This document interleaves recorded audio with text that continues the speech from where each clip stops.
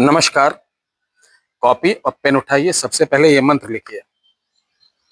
ओम अंगे पित्रे संगे देव भाल कपार महादेव। लिखा। कनिष्ठ का देवी कुल विराजे जिह्वा सरस्वती संगे। लिखा। अंग पंच पिंड लेखे हर हर शिव शिव गंगे। बस ये मंत्र लिख लिया तो चलिए शुरुआत करते हैं। नमस्कार, मैं हूँ रुद्र शरण महाराज, उत्तर प्रदेश अयोध्या से। बार बार बताना इसलिए पड़ रहा है क्योंकि कुछ नए भी दर्शक हमारे साथ जुड़ जाते हैं और जुड़ने के साथ वो बहुत अच्छी अच्छी कमेंट करते हैं, अच्छी अच्छी बातें पूछते हैं। मुझे बहुत अच्छा लगता है। पुराने जो हमारे सब्सक्राइबर हैं, हमारे भाई तुल्य हैं, परिवार तुल्य हैं और एक फैमिली है मेरी। मैं ना कोई बाबा हूं, ना तांत्रिक हूं, ना ओझा हूं, ना सोखा हूं, ना गुनिया हूं, कोई बहुत बड़ा सिद्ध पुरुष नहीं हूं, लेकिन आपका आशीर्वाद है कि 50-50 मिलियन तक हमारे इंस्टाग्राम पे 60-60 मिलियन तक लोगों ने प्यार दिया, सम्मान दिया। भीड़ लगाना चुटकियों का काम है। बहुत सारी चीजें मालूम है, भीड़ लग जाएगी और जहां बहुत भीड़ होती तो वो भाड़ में चली जाती होती नहीं। भीड़ भाड़, भीड़ बहुत होगी तो भाड़ में चली जाएगी। अर्थात 10,000 आए तो उसमें से 100-200 को ही व्यक्ति देख पाएगा, बाकी स्वाहा। तो क्या फायदा भीड़ लगा के। 10 को बुलाओ, उनकी बात कायदे से सुनो, उनकी प्रॉब्लम कायदे से सुनो, उसका निवारण कायदे से करो। भीड़ तो मदारी लगाते हैं। अगर आप चाहते हैं कि मदारी बन जाओ तो शुरुआत कर देता हूं। भीड़ लगाना तो बहुत ही इजीली है, बहुत ही आसान है। चमत्कार 10-5 करते जाओ, भीड़ लगती चली जाएगी। कह दो बाबा यहाँ कुछ नहीं लेते, 1 रुपए नहीं चढ़ता, मांगना सख्त मना है, ये है वो है, पूरा लिख दो। दान पात्र बड़ा रख दो।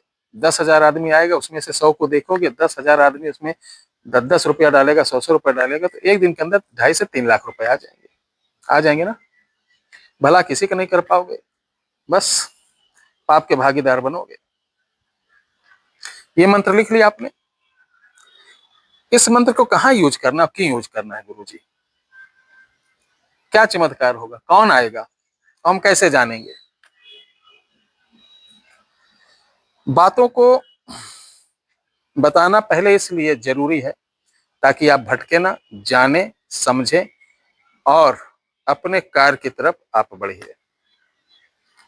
शक्तियां हमारे आसपास बहुत सारी रहती हैं, आपको मालूम नहीं रहता है कि आपके साथ कौन चल रहा है, आपके ऊपर किसकी कृपा है, आपके घर में किसकी कृपा है, या कौन क्रोधित है आपके घर में, कौन कुपित है, कौन घर में बवाल कर रहा, कौन घर में खलमंडल कर रहा, कौन आपको आगे नहीं बढ़ने दे रहा, कौन है आपके सारे काम में रुकावट डाल रहा, कौन है जो आपके पीछे पड़ा है।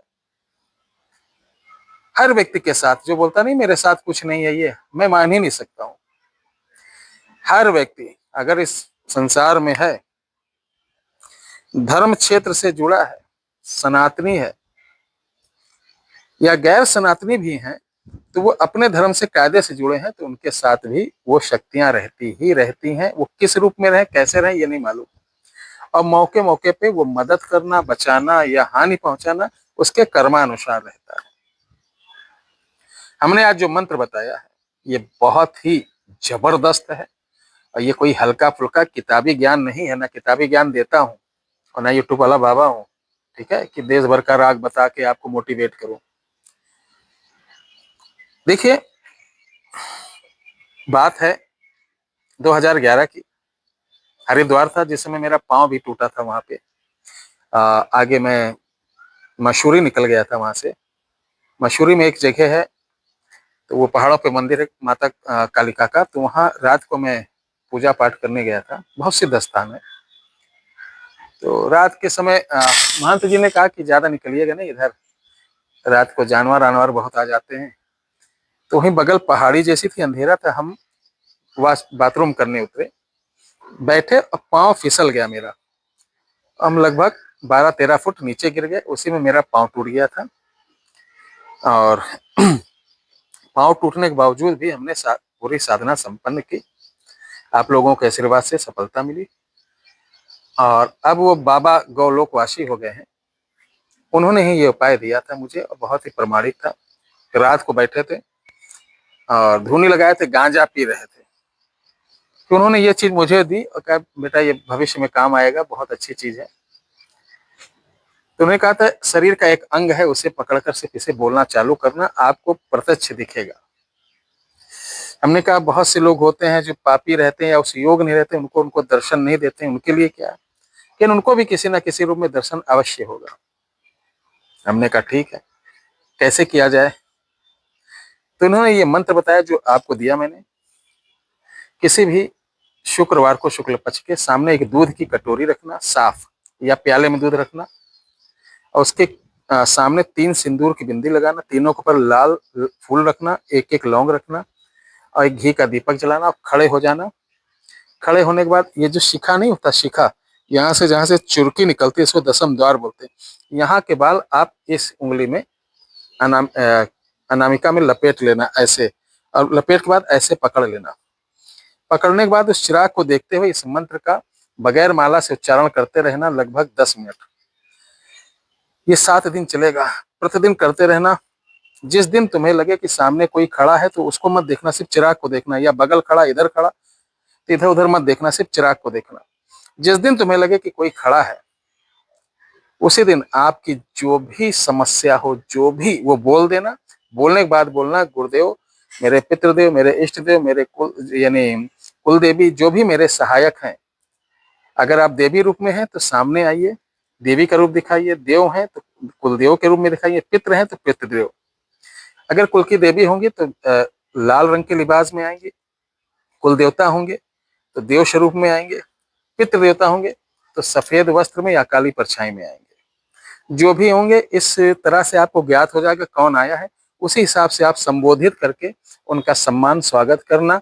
और आपको बोलना जब भी मैं याद करूं आप इसी तरीके मेरी सहायता के लिए आ जाया करें, और मुझसे जो बन सकेगा मैं पूजा कर रहा हूं। अगर मुझे पूजा में कोई त्रुटि हो रही है या अज्ञानता के कारण मैं कुछ समझ नहीं पा रहा हूं तो मुझे अवगत कराइए कि आपको किस तरीके से मैं पूजा दूं, किस तरीके से मनाऊं, किस तरीके से क्या करूं। तो वो सारा कुछ बता देंगे।